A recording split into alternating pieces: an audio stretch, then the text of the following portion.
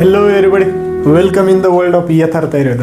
Last part आहे ते म्हणजे administration of antidote. What is meant by antidotes, sir? तर antidotes are the substance which counteracts or neutralize the effects of the poison without causing any harmful to the body. म्हणजे अँटीडोट्स असे substance आहेत जे physical किंवा mechanical अँटीडोट्स आहेत त्याच्यामध्ये mostly activated charcoals use होतं. त्यासोबतच मिल्क किंवा स्टार्च, एग आणि बनाना हे एक्सेट्रा आपण त्याच्यामध्ये बघू शकतो. त्याच्यानंतर नेक्स्ट येते ते म्हणजे केमिकल अँटीडोट. आता हे chemical it interacts with the poisons to counteract or neutralize the effects of the poisons. अशा पद्धतीने त्यांनी सांगितले की एक्झाम्पल्स जर बघितले तर सिट्रिक ॲसिड, लेमन ज्यूस हे कोरोजिव्ह अल्कली पॉयझन्समध्ये हमखास येतात आणि हे MCQ आहे मित्रांनो, लक्षात राहू द्या. आता याच्यानंतर नेक्स्ट पार्ट येते ते म्हणजे फिजिओलॉजिकल अँटीडोट. अँटीडोट असतात ते डायरेक्टली आपल्याला त्यांच्यासाठी रिड्यूस्ड टॉक्सिन इथॅनॉल जे की आपल्याला अँटीडोट म्हणून यूज होते मिथाईल अल्कोहोल पॉयझनिंगमध्ये. त्यासोबतच नॅलोक्झोन हे ओपिएट पॉयझनिंगमध्ये यूज होते.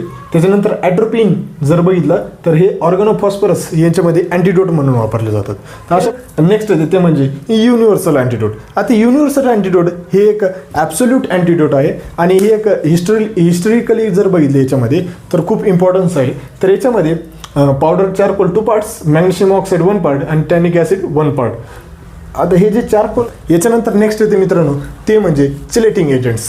आता चिलेटिंग एजंट्स याचं चिलेट म्हणजे काय, ह्या ग्रीक शब्दापासून उत्तेजित झालेलं आहे. तर याच्या पॉयझन म्हणजे असे पॉयझन्स की ते असे एजंट्स आहेत ते जे की पॉयझन्सला होल्ड करतात म्हणजे धरतात. तर त्याच्यामध्ये एजंट्स जर बघितले ते it is mostly commonly used in heavy metal पॉयझनिंगमध्ये यूज होतं. आता त्याच्यात जर समजा आपण हे बघितलं उपयोग जर बघितलं, it form ring structures from their molecules to obtain their poisons. तर याच्यामध्ये एक्झाम्पल जर बघितले मित्रांनो तर त्याच्यामध्ये बाल, ब्रिटिश अँटीलिव्हिसाइट, सक्सिमर एक्सेट्रा हे वेगवेगळे एक्झाम्पल आहे. तर त्याच्यामधलं जे आपल्याला आहे डिटेलमध्ये बघायचं ते म्हणजे बाल, ब्रिटिश अँटीलिव्हिसाइट. तर हे ब्रिटिश अँटीलिव्हिसाइट जे आहे मित्रांनो त्याचं इट इज अ ऑइली पंजेट आहे आणि World War II जेव्हा झालं होतं तेव्हा हे आर्सेनिक गॅस लिव्हिसाइटमध्ये अँटीडोट म्हणून उपयोग करण्यात आलं होतं. तर थँक्यू व्हेरी मच.